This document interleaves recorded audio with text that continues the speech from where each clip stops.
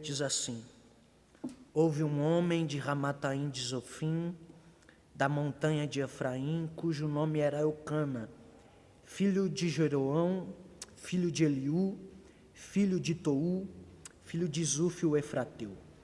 E este tinha 2 mulheres. O nome de uma era Ana e o nome da outra Penina. Penina tinha filhos, porém Ana não tinha filhos.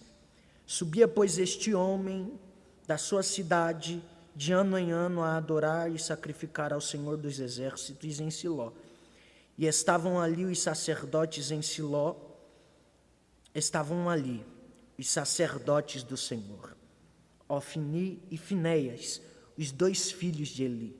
E sucedeu que no dia em que Eucana sacrificava, dava ele porções a Penina, sua mulher, e a todos os seus filhos, e a todas as suas filhas. Porém a Ana dava uma parte excelente, porquanto ele amava Ana.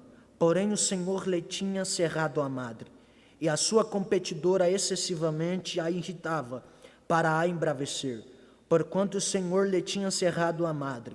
E assim o fazia ele de ano em ano, quando ela subia à casa do Senhor.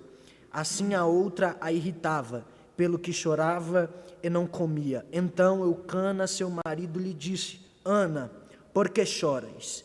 E por que não comes? E por que está mal o teu coração? Não te sou eu melhor do que 10 filhos? Então Ana se levantou, depois que comeram e beberam em Siló. E Eli, o sacerdote, estava sentado numa cadeira junto a um pilar do templo do Senhor. Ela, pois, com amargura de alma, orou ao Senhor e chorou abundantemente. Você diz amém? Amém. Quero fazer uma oração com a igreja que está aqui presente, com os irmãos que nos assistem, para que o Senhor venha continuar a falar aos nossos corações. Pai bendito, muito obrigado por essa graça que nos coube, de mais uma vez estar diante da Tua presença, a qual o Teu Espírito já tem se movido em nosso meio, já tem falado aos nossos corações. O nosso pedido, a nossa oração é para que mais uma vez o Senhor venha direcionar a sua voz aos nossos corações. Espírito Santo de Deus, o meu pedido é, enquanto eu prego aqui, que o Senhor venha visitar as famílias, os lares e os teus filhos que aqui estão, que a tua palavra venha sarar a nossa terra, que a tua palavra venha sarar a nossa nação, que a tua palavra venha curar, Senhor Jesus, os teus filhos que estão nas UTI, nos leitos de hospital. Espírito Santo, eu te peço agora, visita os velórios que neste momento estão acontecendo, e eu te peço, Espírito Santo, consola as famílias que estão enlutadas. Espírito Santo, visita a nossa nação, e a minha oração é para que o Senhor venha ecoar a sua voz sobre nós. Mais uma vez, confirma a tua palavra sobre as nossas vidas, em nome de Jesus, amém. O texto a qual ora li fala acerca de uma família. O chefe dessa família é Eucana. Este homem tinha 2 mulheres, uma se chamava Ana e a outra Penina. A Bíblia é muito detalhista a falar dessas 2 mulheres. Primeiro, Ana era estéril, era impossibilitada de ter filhos, e a Bíblia nos relata que o próprio Deus havia cerrado, fechado a madre de Ana. A Bíblia nos informa que Penina agora é esposa também de Eucana, e esta mulher gera muitos filhos e filhas, e a Bíblia diz que por este motivo Penina competia com Ana, porque Ana era impossibilitada de gerar. E me chama a atenção, porque eu vejo muito isso na nossa geração, é que é uma geração de Penina que compete com quem está passando por um período de esterilidade. É pessoas que geram, mas aquilo que elas geram, elas usam para competir com outras pessoas que estão passando por um período de esterilidade. A Bíblia diz que Penina era competidora de Ana, se torna rival de Ana. E a Bíblia diz que este homem, Eucana, subia de ano em ano ao templo do Senhor para sacrificar ao Senhor. E a Bíblia diz que Eucana, ele pegava parte do sacrifício e dava a seus filhos, dava às suas filhas, dava a Penina, porém a Ana ele dava parte excelente, e algo me chama a atenção no texto, porque a limitação de Ana não limita Eucana de dar parte excelente a ela, a limitação de Ana não limita que Eucana dê parte excelente a ela do sacrifício. Isso me chama a atenção, porque não é a nossa limitação que limitará Deus de dar parte excelente de si para nós, de cumprir aquilo que Ele tem para nós. A nossa limitação jamais limitará Deus de fazer algo em nós, de entregar algo a nós, de conceder algo a nós, e a Bíblia diz que Ele dava parte excelente a Ana, só que o texto nos informa que Ana não comia e chorava, e isso me chama a atenção, porque eu imagino Ana assentada em uma mesa e Eucana servindo parte do sacrifício a seus filhos, a suas filhas, a Penina, e ele entrega parte excelente a Ana, só que Ana está sentada no ambiente a qual Eucana já serviu parte excelente a ela, só que ela permanece sentada no ambiente de culto, mas não se alimenta daquilo que Eucana separou para ela. E isso me chama a atenção, porque são pessoas que frequentam o templo, mas não se alimentam daquilo que Deus já separou para eles. São pessoas frequentadoras de igreja, que Deus prepara o alimento, mas eles entram aqui e saem vazios, saem sem se alimentar daquilo que Deus já preparou para eles. E a Bíblia diz que Ana não comia e só chorava. E isso aqui me chama a atenção, porque o alimento estava na mesa, mas por conta de algo que acontecia do lado de fora do templo, Ana não comia. E é algo interessante, porque são pessoas que deixam de se alimentar daquilo que Deus já preparou para elas, para viverem uma vida de dor, de angústia, de lágrimas. São pessoas que preferem ficar chorando, se lamentando, ao invés de se alimentar daquilo que Deus já preparou para eles. E a Bíblia diz, no versículo de número 9, e isso me chama a atenção: então Ana se levantou, depois que comeram e beberam em Siló. Isso aqui é interessante, me chama a atenção, porque a Bíblia diz que Ana ainda estava estéril, mas Ana se levantou. Isso aqui me chama a atenção, porque a condição de Ana não afeta o seu posicionamento diante da presença de Deus. Ana entendeu que a sua condição não poderia afetar o seu posicionamento diante da presença do Eterno. Está estéril, mas se levantou. Ezequiel, no capítulo de número 2, estava cativo, mas Deus o colocou de pé, porque nossa condição não pode afetar a nossa posição diante da presença de Deus. A Bíblia diz, fala acerca também do rei Josafá. No capítulo 20 de Crônicas, a Bíblia diz que Josafá está com medo, porque um grande exército vem contra ele, e a Bíblia diz que Josafá se levanta no meio da congregação. E isso aqui é interessante, porque Josafá está com medo, Josafá está abatido, Josafá está amedrontado por conta do exército que vem contra ele, mas a Bíblia diz que Josafá decidiu se levantar dentro da congregação para buscar a face do Senhor. E é interessante que eu venho liberar uma palavra de Deus para quem está aqui e para quem me ouve. Nesse período de crise é tempo de você se levantar. Nesse período de crise Deus quer te colocar de pé. Nesse período de crise Deus quer ver você se levantar. Aleluia. Apocalipse número 4, se não me falha a memória. João estava cativo na ilha de Patmos, mas a Bíblia diz que ele decidiu se levantar. A gente não pode deixar a crise afetar o nosso posicionamento. A gente não pode deixar a nossa condição afetar o nosso posicionamento. A gente precisa entender que a crise não pode afetar o nosso culto, a nossa entrega. A gente não pode permitir que a crise, que o problema venha afetar o nosso culto, a nossa adoração a Deus.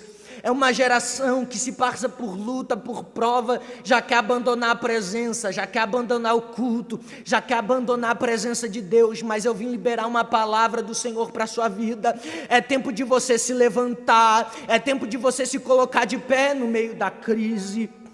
Ana se levantou.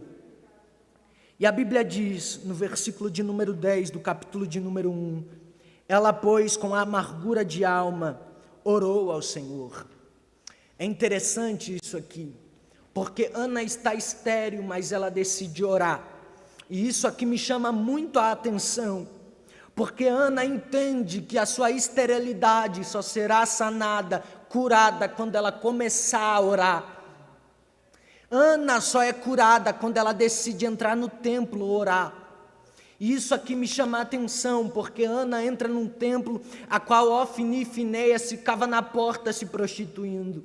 Ana entra num templo a qual o sacerdote Eli está sentado em uma cadeira e já não exerce com êxito o seu ofício sacerdotal, mas Ana entra no templo disposta a orar, e isso me chama a atenção, porque no meio de tantas pessoas que não amam mais o culto, que não amam mais a Deus, Deus está fazendo com que alguém que está vivendo uma crise, que está doente, que está estéril, que não gera, está permitindo que esse alguém entre no templo e comece a orar. Isso me chama a atenção, porque no meio de pessoas que não amam a Deus, que não amam o sagrado, que não amam a presença, tem pessoas que entram na casa do Senhor e até mesmo dentro de seus lares, disposta a buscar a presença de Deus. Há pessoas que estão passando por luta, mas não abandonaram aquilo que é sagrado, não abandonaram a oração, não abandonaram o secreto. Enquanto tem pessoas sentadas, conformadas, paralisadas espiritualmente, Deus está levantando Ana no meio da crise para buscar a tua presença. E deixa eu te falar uma coisa, é no meio da crise que Deus vai te curar. A Bíblia diz que ainda estéril ela começa a orar. Eu preciso te falar uma coisa, essa esterilidade só vai se acabar quando a nossa geração decidir começar a orar.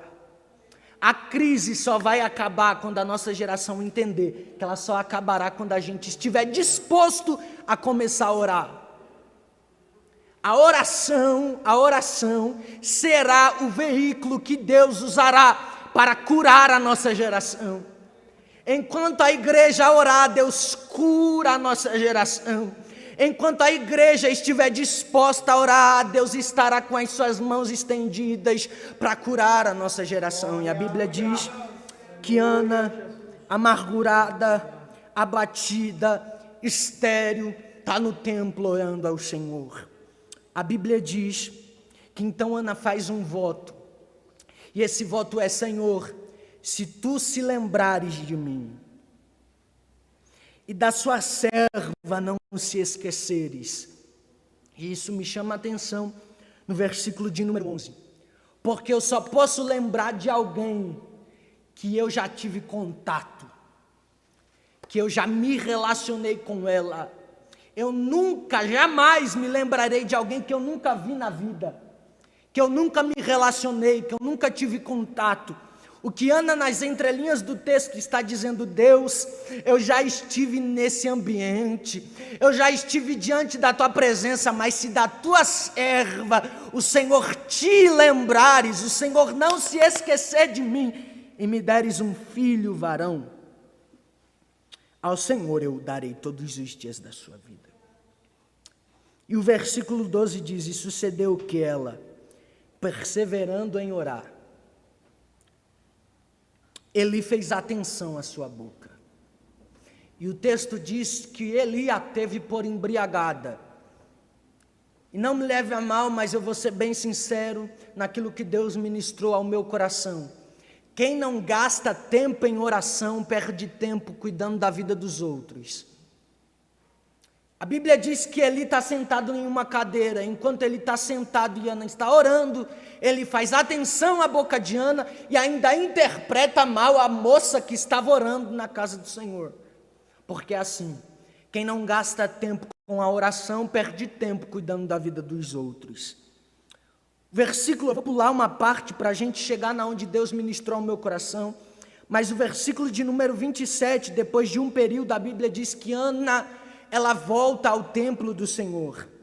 E a Bíblia diz que ela se dirige ao sacerdote Eli e diz: por este menino orava eu, e o Senhor me concedeu a minha petição, que eu lhe tinha pedido. Versículo 27 do capítulo 1. O versículo 28 diz: pelo que também ao Senhor eu o entreguei por todos os dias que eu viver, pois ao Senhor foi pedido, e ele adorou ali o Senhor. Glória a Deus.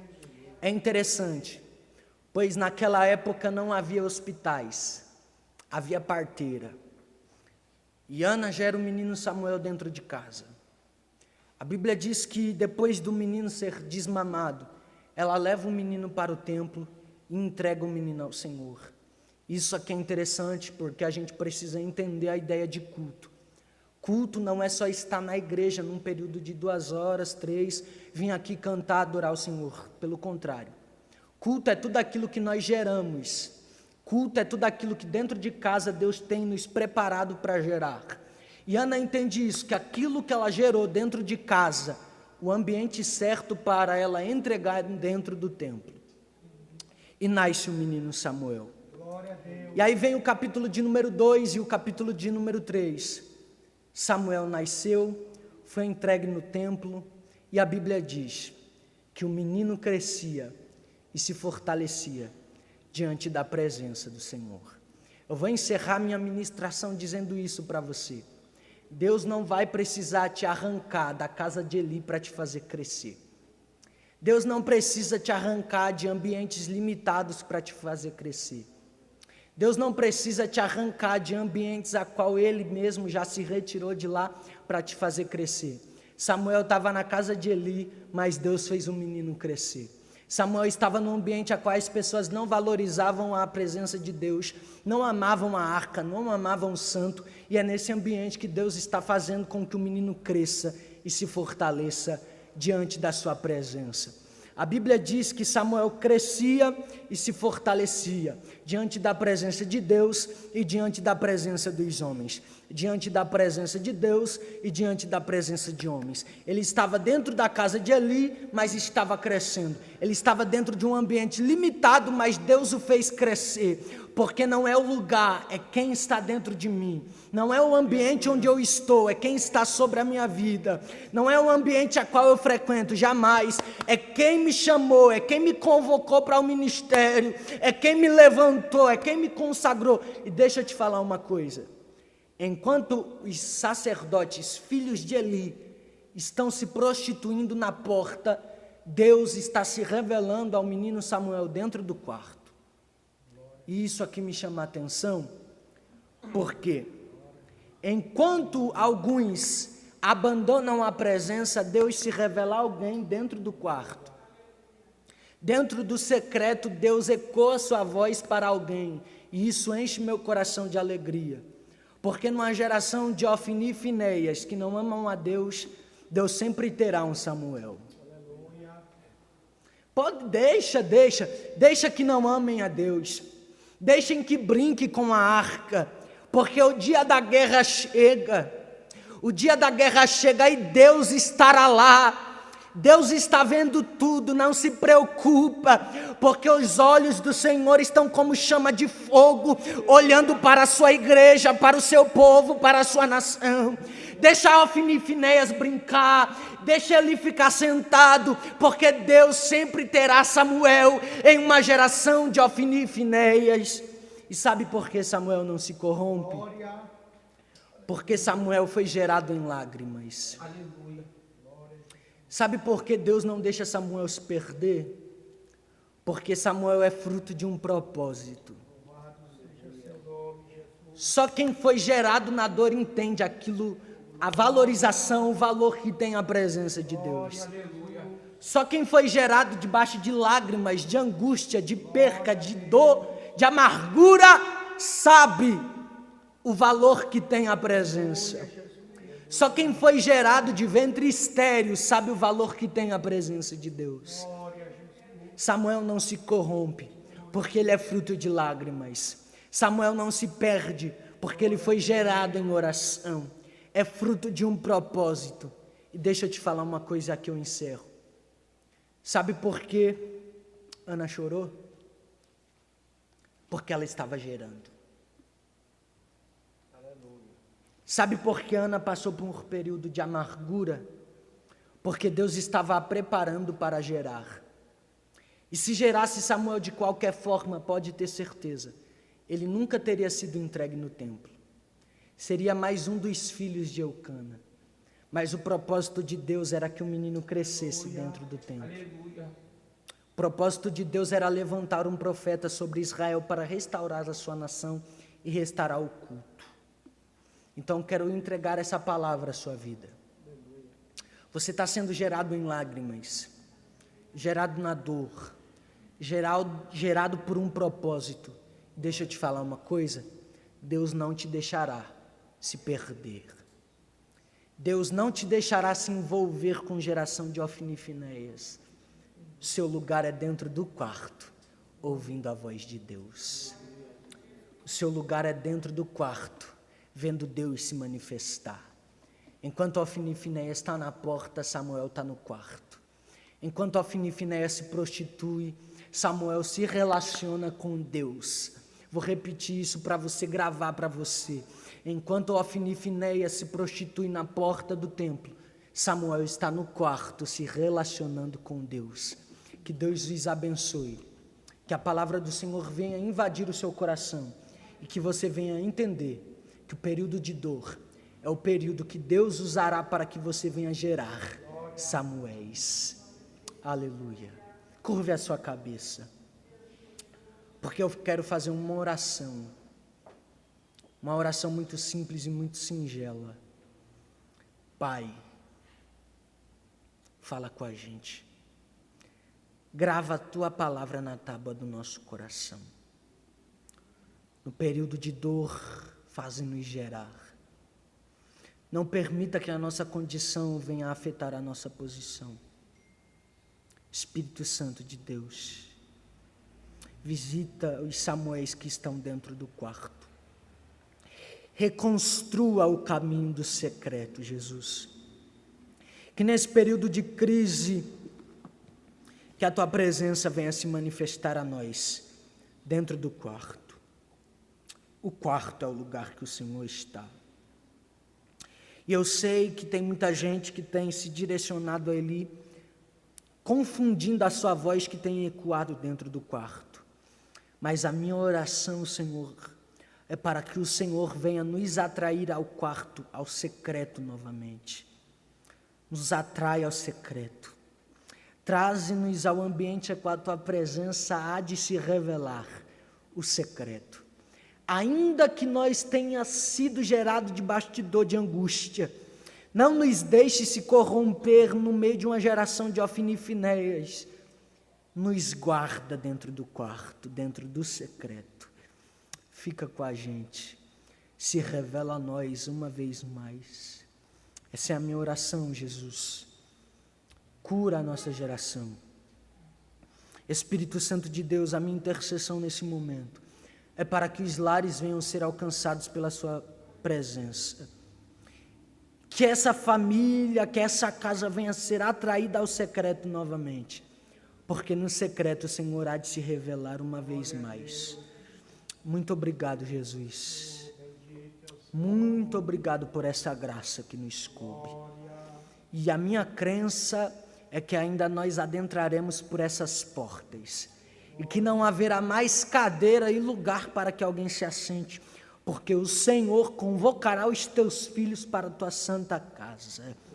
Muito obrigado, Jesus, por essa graça que nos coube. Ainda que com o templo vazio, Senhor Jesus, e ainda que virado para uma tela de um celular, de uma câmera, eu creio que o Senhor tem falado e se manifestado às famílias que nos lares estão, e a minha oração: cura a nossa geração. Estende as suas boas mãos sobre essa geração. Derrama o teu bálsamo, derrama a cura para a glória do seu nome. Jesus, a minha oração é para que mais uma vez o Senhor venha se manifestar a nós. Muito obrigado, Jesus. Muito obrigado. Muito obrigado. Amém. Que Deus os abençoe. Que essa palavra venha lhe alcançar.